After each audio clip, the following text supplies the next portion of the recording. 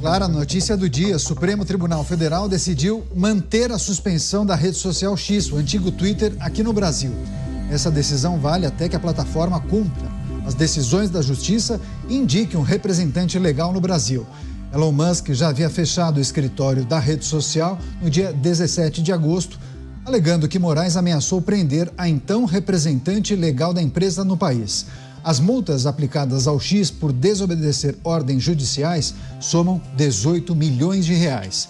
Os ministros julgaram a decisão individual do ministro Alexandre de Moraes, que bloqueou o uso da plataforma. A suspensão foi garantida por unanimidade. Os ministros ainda concordaram com Moraes sobre a aplicação da multa de 50 mil reais para usuários que acessarem a rede social por meio do dispositivo VPN, que é uma ferramenta utilizada para acessar portais de forma alternativa. Vamos chamar os nossos comentaristas. Luiz Felipe Dávila com a gente. Dávila, seja muito bem-vindo. Uma ótima noite a você. Claro que esse é um tema que quase monopoliza as manchetes em praticamente todos os portais de notícias. Enfim, havia uma certa expectativa para apreciação por parte dos ministros da primeira turma. Enfim, por unanimidade, eles decidiram ratificar a decisão do ministro Alexandre de Moraes. Enfim, queria escutá-lo sobre os argumentos usados pelos magistrados, quais foram os recados que eles emitiram por meio desses votos. Boa noite, Caniato, boa noite, Mota, boa noite, Beraldo, e boa noite à nossa querida audiência. Caniato, a decisão da primeira turma do Supremo Tribunal Federal foi se atrelar a uma visão muito estreita do parecer de Alexandre de Moraes. Qual é esta visão muito estreita? Por não ter cumprido a ordem, logo acaba-se com o X no Brasil. Mas nós precisamos entender o contexto disso, porque não foi apenas uma desobediência que levou ao fechamento. Nós estamos prejudicando a liberdade de expressão de milhões de brasileiros que utilizam a rede, proibindo os brasileiros de usar, por exemplo, a VPN para acessar a rede. E brasileiros que não têm nada a ver com o processo do X com o Supremo Tribunal Federal. Então, viola a liberdade de expressão e, na verdade, usa um preceito administrativo burocrático, que é o X não ter indicado um representante no Brasil, para caçar o direito das pessoas utilizarem a rede. E isso não se tratou na decisão do Supremo. Na decisão do Supremo, atrelou-se unicamente o não cumprimento do X de indicar um representante legal no Brasil. Mas até este ponto é controverso, Caniato, porque veja só, hoje é impossível escolher um representante do X no Brasil em menos de 24 horas. Se tiver que seguir todo o processo, o trâmite legal, esse nome precisa provavelmente ser aprovado no Conselho da Empresa nos Estados Unidos e depois esse nome precisa passar pelos devidos processos burocráticos de registro do nome desse novo representante aqui no Brasil. E isso não daria para fazer em 24 horas e o juiz Alexandre de Moraes sabia muito bem que isso era impossível fazer em 24 horas. Então, é dizer para cumprir uma medida que não dava para cumprir seguindo os preceitos de uma SA, de uma empresa de capital aberto. Outro ponto que chama a atenção, que não se disse nada sobre a arbitrariedade do ato, porque, na verdade, está se cassando a licença ou o direito dessa empresa atuar no Brasil sem o devido processo legal. Não houve uma investigação, um inquérito aberto. O que houve foi um juiz numa canetada que fez tudo. Investigou, confiscou e tirou a empresa do ar. Mas onde é que está o devido processo legal? Onde está o direito à ampla defesa? Então, não se pode punir uma empresa e violar esses preceitos da Constituição brasileira. Então, a decisão da primeira turma é uma decisão que se atrela unicamente a uma visão muito restrita do não cumprimento de uma decisão de Alexandre de Moraes para justificar a unanimidade do voto. Mas não se tratou da violação da liberdade de expressão, da violação do acesso à ampla defesa. Nada disso foi tratado. Portanto, é uma decisão que, mais uma vez, deixa de fora os preceitos sagrados da Constituição para se atrelar a uma questão burocrática e tirar uma grande empresa do Brasil, gerando enorme insegurança jurídica no cumprimento das regras de contrato e principalmente dos preceitos constitucionais do direito à ampla defesa. Vamos analisar vários aspectos dessa notícia e dessa decisão da primeira turma do Supremo Tribunal Federal. Roberto Mota também com a gente. Mota, bem-vindo, ótima noite, semana a você. Enfim, fechamos a semana passada falando disso, abrimos tratando dessa decisão da primeira turma. Enfim, nos votos proferidos pelos ministros, eles destacaram, entre alguns argumentos que foram utilizados, que a empresa de Elon Musk vinha descumprindo decisões judiciais e que a liberdade de expressão não é um valor absoluto. Enfim, queria escutar suas considerações. Imaginava algo diferente dessa decisão, Mota? Não, Caniato, eu imaginava exatamente isso, inclusive alertei na semana passada a muitas pessoas que esperavam uma coisa diferente. Eu confesso que eu achei essa decisão terrível. É uma decisão muito ruim para o Brasil e o fato dela ter sido referendada, pior ainda. Eu me lembrei do artigo 220 da Constituição brasileira, que está aqui diante de mim. A manifestação do pensamento, a criação, a expressão e a informação sob qualquer forma, processo ou veículo, não sofrerão qualquer restrição, observado o disposto nessa Constituição. Mas foi exatamente o que aconteceu. Essa medida restringiu a liberdade de expressão de milhões de brasileiros. É como se você dissesse: eu não sei o que você vai dizer, mas como existe o risco de você dizer alguma coisa que eu não goste, você está previamente proibido de dizer qualquer coisa. Eu acho que a análise do Dávila foi muito boa, porque a segunda decisão se ateve a determinados aspectos técnicos, mas ignorou o essencial. Eu não sou jurista, mas tenho muitos bons amigos que são, e eles me dizem o seguinte: um juiz impôs a toda a população brasileira uma proibição. Em juridiquês se diz a obrigação de não fazer. Proibição. Proibição da qual eles não foram notificados como manda a lei. Tudo isso aconteceu no contexto de um processo do qual os milhões de brasileiros não fazem parte. Ou seja, a gente não tem nada a ver com essa disputa judicial. Meus amigos dizem que esse caso exemplifica censura somada à violação do devido processo legal. Eu não sou jurista, mas eu não entendo o que uma corte constitucional tem a ver com o que é dito em uma rede social. Parece que no seu voto, o ministro Luiz Fux teria dito que, como a decisão em análise é provisória e foi dada em caráter de urgência, esse impacto pode ser reanalisado em julgamento posterior. Eu, sinceramente, espero que isso aconteça e fico muito decepcionado que já não tenha acontecido agora. Pois é, vamos tratar disso. Qual será o futuro do Twitter, do X, após essa decisão?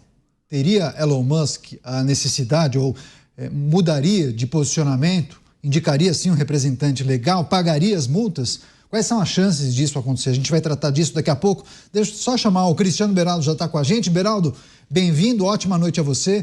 Decisão da primeira turma do Supremo Tribunal Federal que ratificou o bloqueio do X aqui no Brasil.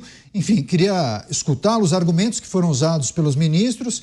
Você, em algum momento, chegou a cogitar que a primeira turma revertesse a decisão de Alexandre de Moraes?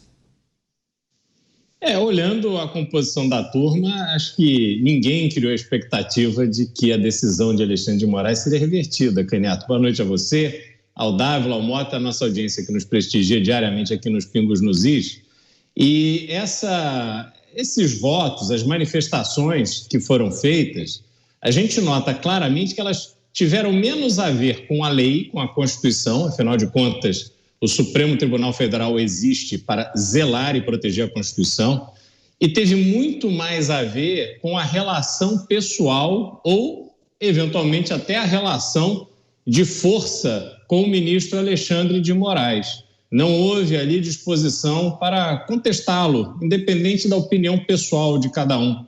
Criou-se, assim, uma situação muito complicada para o Brasil, que hoje se junta a países que fazem parte da escória do mundo, que censuram redes sociais. Não faz absolutamente nenhum sentido o acesso a uma rede social que atende a dezenas de milhões de brasileiros simplesmente ser proibida. E não só proibida, foi imposto uma multa para quem utilizá-la.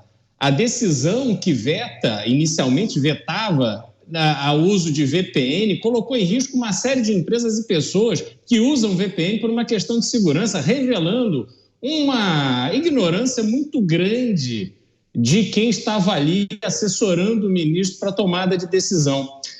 Ora, o Brasil hoje ele está sendo visto pelo mundo como esse país estranho que não condena a Venezuela, que ataca Israel, que se solidariza com o Irã. Então, o Brasil vem se consolidando como um país que está sempre do lado errado das discussões. E essa censura ao X reforça essa imagem, Caniato. Olha, a gente terá que ver um desdobramento dessa situação de difícil solução, porque agora ficam ali os ministros tentando defender a sua força, a sua honra, porque foram atacados através da plataforma e chegaram num ponto de não retorno. Eu queria ver, por exemplo, uma discussão, Caniato, de que uma empresa que não está estabelecida no Brasil, não tem representante no Brasil, transgrediu regras estabelecidas pelo país, então você pode dizer o seguinte, olha, você não vai poder vender publicidade aqui, você não vai poder fazer pagamentos para influenciadores brasileiros de monetização. Você pode tentar bloquear uma vida de uma empresa estrangeira que não está cumprindo regras no Brasil ou que há o entendimento que ela não está cumprindo regras. Agora, simplesmente atacar o direito de milhões de brasileiros de acessar uma determinada plataforma para expressar a sua opinião, isso realmente passou de todos os limites. Pois é. Agora, Dávila, nos votos dos ministros também foi destacada a necessidade de regulamentação das redes sociais. Enfim, me lembro bem do posicionamento de Flávio Dino na sua defesa. Enfim, queria que você trouxesse uma reflexão de que maneira essa decisão da primeira turma, que naturalmente poderá ser revertida dependendo da postura do X ou um novo entendimento, não sabemos, mas de que maneira isso serve de termômetro para outras decisões de outras cortes e até pode determinar entendimentos e ditar as discussões também no Congresso Nacional, hein, Dávila? Chama atenção é justamente o que o Beraldo trouxe. Quando uma decisão de cunho administrativo viola um princípio constitucional, que é a garantia da plena liberdade de expressão das pessoas. Esse é o grande problema. E violando 2 artigos da Constituição. O Mota já mencionou, o artigo 220, que proíbe terminantemente qualquer forma de censura. E o artigo 5º, que é a cláusula pétrea da Constituição, que garante a plena liberdade de expressão. Então, veja só, a Corte Constitucional dá um peso maior a uma decisão, vamos dizer, administrativa, porque violou uma decisão judicial, do que respeito a um artigo fundamental da Constituição brasileira. Então, primeiro, isso chama muita atenção. Segundo, foi a velocidade que a decisão foi tomada, atropelando todos os rituais da justiça, né? E no sentido de deveria ter aberto um inquérito contra o X, esse inquérito daria acesso à empresa a ter sua plena direito à ampla defesa, o processo legal, nada disso aconteceu. E por último, não houve uma única palavra, Caniato, sobre a ilegalidade de usar a rede social para intimar. Isso é contra Isso ela é contra a regra do ordenamento jurídico brasileiro. Aqui no Brasil, você precisa intimar pessoalmente a pessoa. E se não tem representante no Brasil, precisa intimar nos Estados Unidos. Não se pode intimar por rede social. Isso não existe no ordenamento jurídico. E isso saiu do Supremo Tribunal Federal, que deveria ser o guardião da Constituição e da lei no país. Portanto, se você tem uma intimação ilegal feita por rede social, né, todo o resto está invalidado, porque não pode. Você não pode condenar alguém por meio de uma medida ilegal. E não houve uma única palavra sobre isso.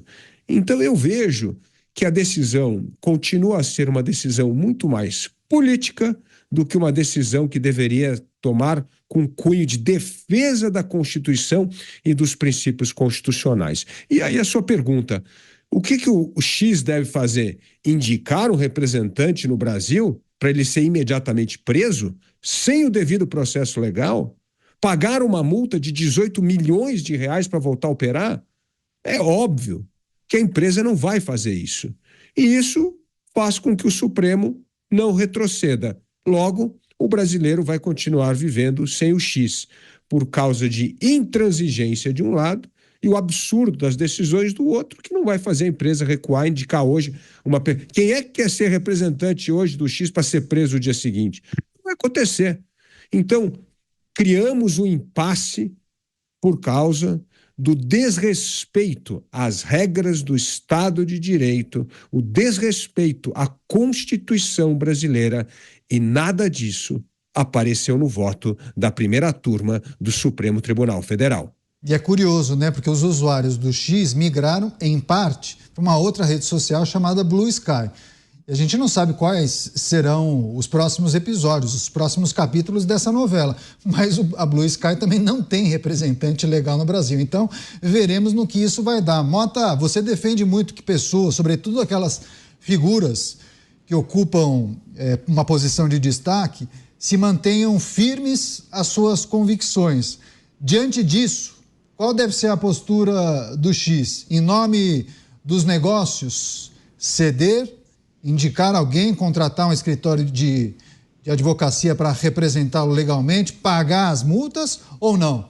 Abrir mão do Brasil e seguir naquilo que acredita? Eu defendo as convicções, Caniato. Eu defendo que o homem, quando quer poder olhar no espelho e se encarar tranquilamente, quando quer poder botar a cabeça no travesseiro no final de um dia de trabalho e dormir com a consciência tranquila, o homem, quando caminha pela sua vida sabendo que deixou atrás de si um legado que vai ser lembrado, ele tem que seguir as suas convicções. Me espanta neste momento, eu jamais imaginei que fosse viver um momento como esse, em que pessoas que eu achava que eram firmes nas suas convicções, que eles alardeavam o tempo inteiro. Censura nunca mais. Anistia ampla, geral e irrestrita. Ai, governo, sou contra. Mudaram completamente de opinião e continuam mudando ao menor sopro de uma brisa.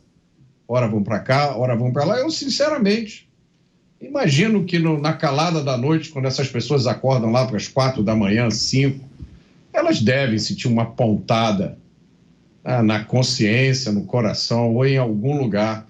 Muita gente tem repetido uma frase, Caniato. Liberdade de expressão não é liberdade de agressão. Virou praticamente um slogan. Na verdade, não cabe ao Estado decidir o que você vai fazer com a liberdade. É surpreendente disso, né? Não cabe ao Estado. Se o que você fizer com a sua liberdade for considerado crime, você pode ser punido. Mas percebam uma coisa, ninguém pode ser obrigado a fazer ou a deixar de fazer alguma coisa senão em virtude de lei. Eu sou engenheiro, mas eu sei disso. Por isso que se chama Estado de Direito. Porque não basta eu estar numa posição poderosa e resolver, por exemplo, que a pessoa limpar o rosto com um lenço numa transmissão por TV Agora eu considero crime. O Cristiano Beraldo fez, prenda o Cristiano Beraldo, censure, congele as contas bancárias dele, tire o computador. Não funciona assim. Tem que ser em virtude de lei. A minha liberdade de expressão é evidente, pode agredir alguém. Eu posso aqui caluniar alguém, difamar alguém, eu posso injuriar alguém. O remédio é um processo judicial. O processo pode ser por injúria, calúnia ou difamação, que são crimes, ou pode ser um processo por indenização. O Cristiano Beraldo não gostou de eu ter mencionado que ele usou um lenço no programa, acha que isso prejudicou a imagem dele, ele entra com um processo na justiça e me obriga a indenizá-lo. Só que tem o seguinte, um pequeno detalhe. Esses processos têm que obedecer a uma coisa chamada devido processo legal.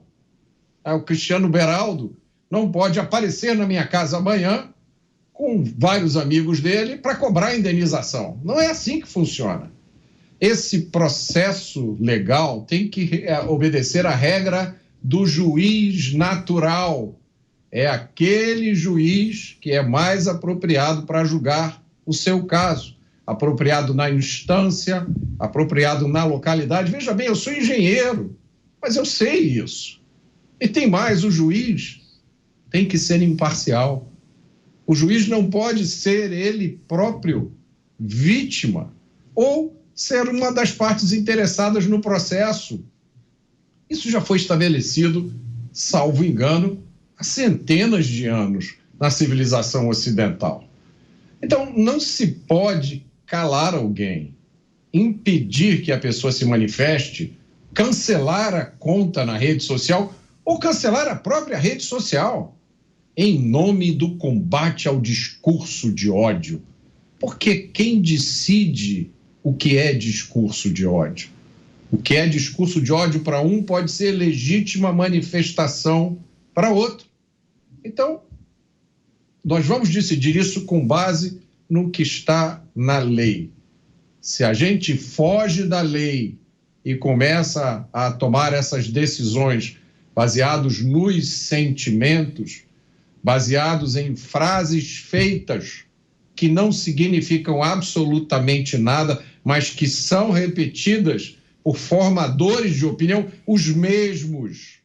Eu quero lembrar mais uma vez, os mesmos que passaram décadas ganhando muito dinheiro, colocando uma fita adesiva na boca e segurando uma plaquinha, censura não, nunca mais. Agora estão aplaudindo a retirada do ar de uma rede social que aqui no Brasil tinha mais de 20 milhões de usuários, que serve como fonte importante de informação, de trabalho e de renda para muita gente.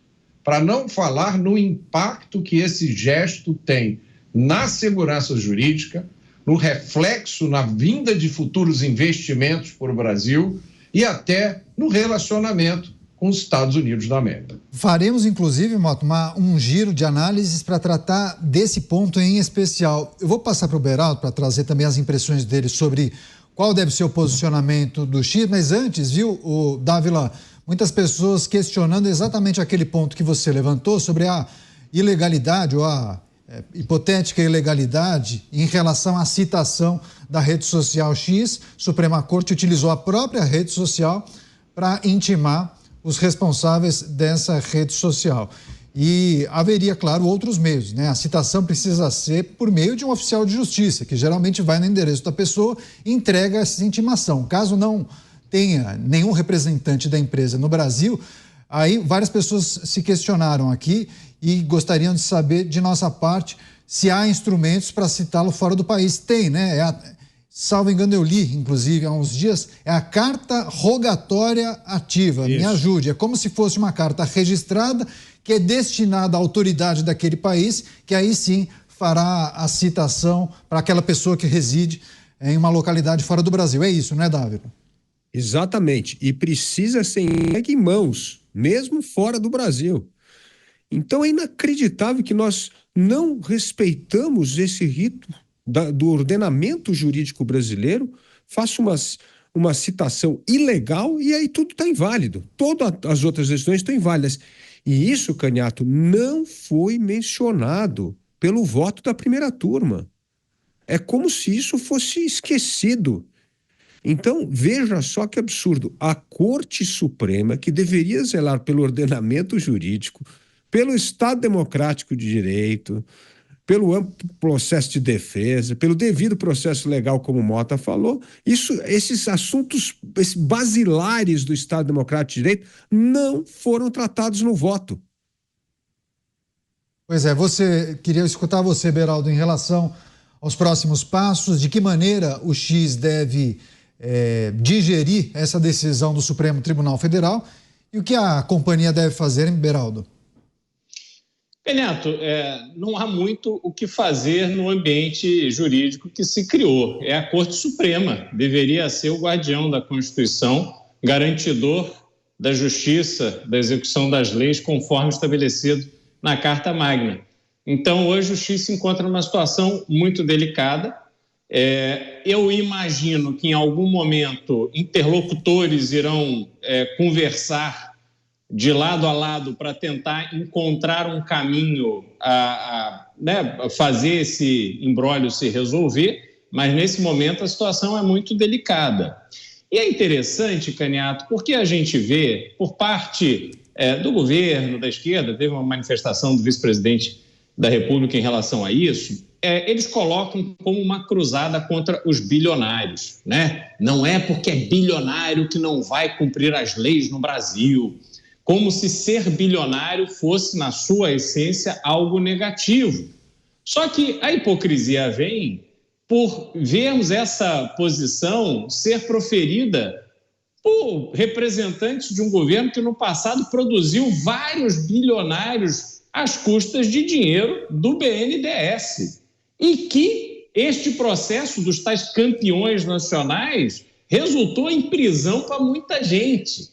Só que estão aí os mesmos bilionários, os brasileiros, próximos do poder novamente, fazendo negócios adoidados, e nota-se que há dois pesos e duas medidas nesse discurso antibilionário que a esquerda brasileira adora proferir. E aí você tem um fato concreto, que é o impacto dessa decisão na imagem do país. Eu já abordei isso antes, mas vou trazer um exemplo muito concreto, Canhato, que está muito perto da gente. Nessa próxima sexta-feira, dia 6 de setembro, teremos o primeiro jogo da Liga de Futebol Americano, a Liga Oficial, a NFL, no Brasil. Vai acontecer em São Paulo. Virão dois times de primeiríssima, Philadelphia Eagles e o Green Bay Packers. Como é que você acha que os jogadores, a comissão técnica, toda a imprensa internacional olhando para o Brasil nesse grande evento, o que vocês acham que eles vão sentir? Qual é a impressão que eles vão passar para aqueles que os acompanham nas redes sociais, inclusive no X, em relação a uma incapacidade de acessar a rede no Brasil? Olha só como uma decisão absolutamente estapafúrdia tem repercussões muito concretas, muito sérias em relação à imagem do país no exterior. Então, Canhato, realmente fomos colocados numa situação muito delicada por caminhos absolutamente tortuosos em que ninguém de bom senso consegue identificar a lógica. Pois é, já que você puxou esse aspecto da notícia, o Mota já tinha trazido, inclusive, essa reflexão. Dávila, suspensão do X vai afastar os investimentos do Brasil. Pelo menos foi o que disse um bilionário investidor, Bill Ackman, norte-americano, fundador de uma grande gestora de fundos. Enfim, é preciso falar também sobre insegurança jurídica, né? Quais devem ser as consequências quando a gente olha a relação do nosso país com investidores internacionais?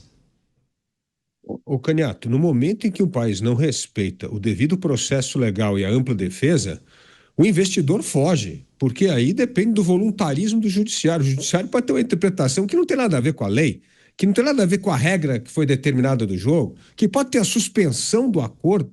Isso é um absurdo total. É óbvio, o Bill Ackman está corretíssimo. Isso vai afugentar investimento do Brasil. E aí, pelo contrário, quem topa investir num país onde não há devido processo legal e direito à ampla defesa é só aventureiro. Não é gente que a gente quer, não. Porque é só aventureiro que topa pagar esse risco e perder bilhões de reais no Brasil. Gente séria não entra num país assim para investir. Então isso vai afetar, sim, o investimento privado no Brasil em áreas fundamentais. Por exemplo, investimento em infraestrutura que o Brasil precisa desesperadamente. Melhoria de portos, aeroportos, saneamento. Agora, você imagina como é que você vai decidir o investimento no Brasil, levar para o conselho de uma empresa e alguém chega lá e mostra a foto. Olha como é que é o judiciário no Brasil. Quem é que vai colocar bilhões de reais, bilhões de dólares aqui em investimento? Não vai. E isso vai prejudicar a retomada do crescimento econômico, da recuperação do crescimento da produtividade e da competitividade brasileira.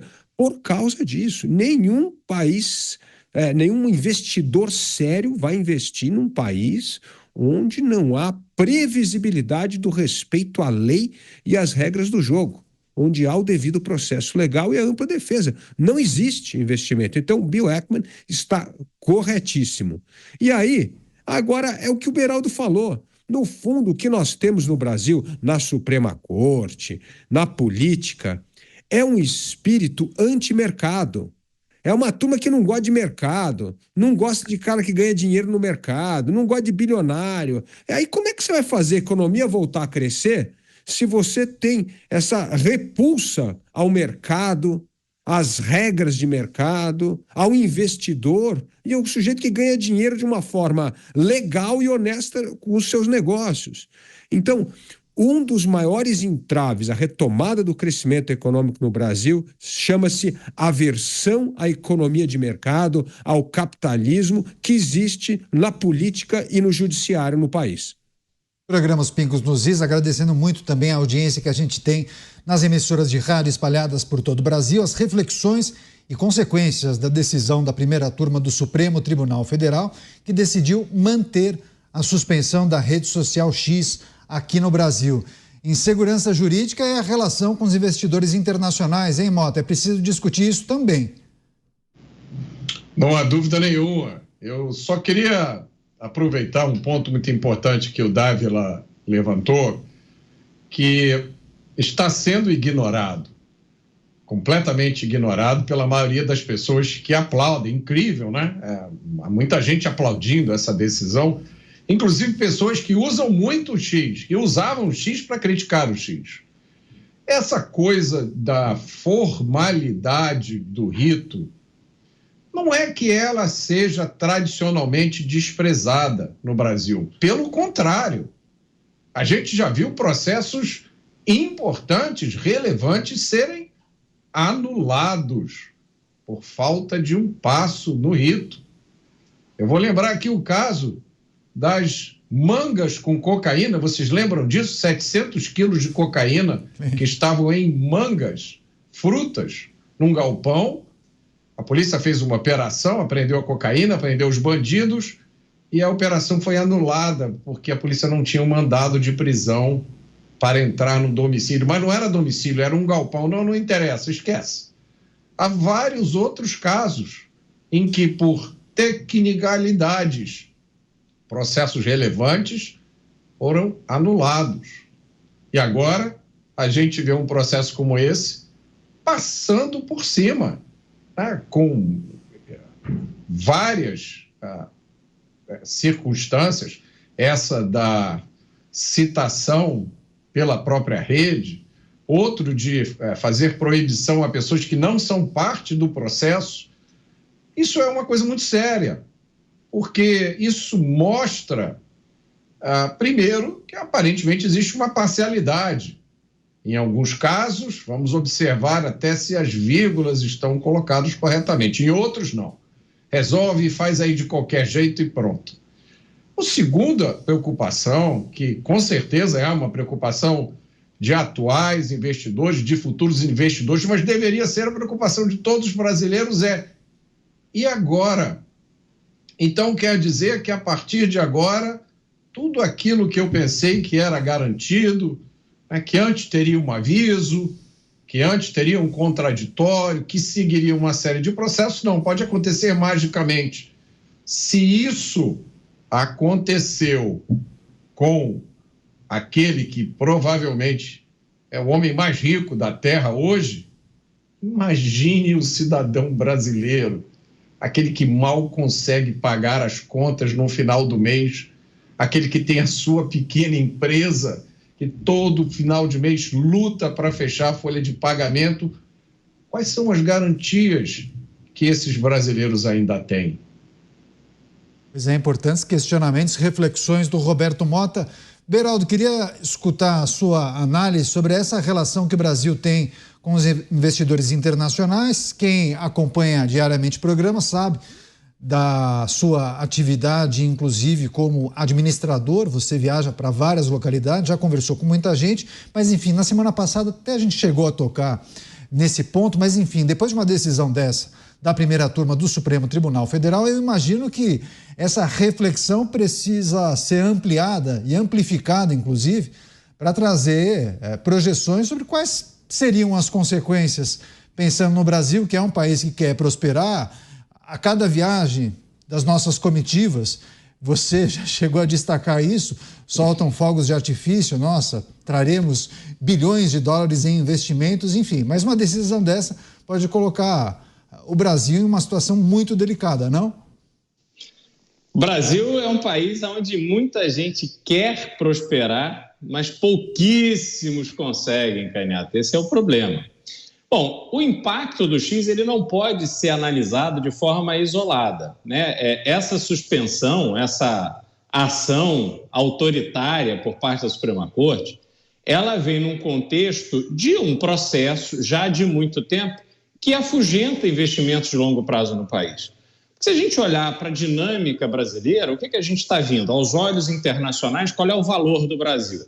Petróleo, então as empresas que em parceria com a Petrobras, né? Lembramos que primeiro a Petrobras ia ser absoluta na exploração de petróleo no Brasil, né? Quando teve a operação do pré-sal, e depois ficou muito claro, até pelas dificuldades que a Petrobras enfrentou quando se desvendou todo o esquema de corrupção que existia lá dentro, que ela teria que ter parceiros estratégicos internacionais. Mas esses parceiros, eles vêm, colocam dinheiro, fazem a exploração e produção do petróleo e levam esse petróleo embora. Então, é simplesmente uma transação comercial, mas o valor agregado a esse petróleo explorado, ele vai ser agregado em outro lugar. A gente tem as commodities agrícolas. As commodities agrícolas interessam e muito as empresas internacionais. Então, elas vêm para cá porque elas não podem ter a terra, mas elas podem ter as cooperativas. Então, elas compram toda a produção, se for preciso, elas antecipam dinheiro, financiam o agricultor, compram a produção e levam essas commodities embora. Não é que essa commodity é transformada aqui, porque você só vai ver investimentos no Brasil, Canhato, daquilo que é essencial. O que tem de valor agregado vai embora, né? A gente teve o episódio da saída da fábrica da Ford do Brasil, que não faz muito tempo, Canhato. Isso foi muito simbólico de como o Brasil se tornou um país que não é capaz nem de atrair nem de reter investimentos de longo prazo. E aí a nossa indústria que vai diminuindo aí a cada ano, porque temos um custo de contratação muito elevado, temos uma dificuldade de contratar mão de obra, de encontrar mão de obra especializada. A gente tem uma série de dificuldades logísticas, a gente tem uma série de dificuldades inerentes ao Brasil. Então, diante deste cenário que já é conhecido do mundo, temos agora mais uma etapa, que é esse poder supremo que censura, que tira liberdades, que atua contra empresas internacionais sem que as pessoas consigam identificar o amparo legal que existe nessas decisões. Então, é óbvio que ninguém olha para o Brasil e pensa, nossa, estou doido para colocar o meu dinheiro lá, é lá que eu quero investir. Não, isso não existe. Eu acompanhei um processo recentemente, Canhato, de um grande grupo internacional procurando terminais portuários para investir e olharam muitas oportunidades no Brasil, tentaram fazer dar certo, Mas quando foram fazer uma análise profunda, decidiram investir na Turquia e bye-bye Brasil. O Brasil não viu esse dinheiro, os empregos não foram criados, as obras não foram contratadas, enfim, esse é o retrato do Brasil hoje. Ponto muito importante, seguiremos de olho, atualizando a cada instante aqui na programação da Jovem Pan News. Daqui a pouco tem outros destaques.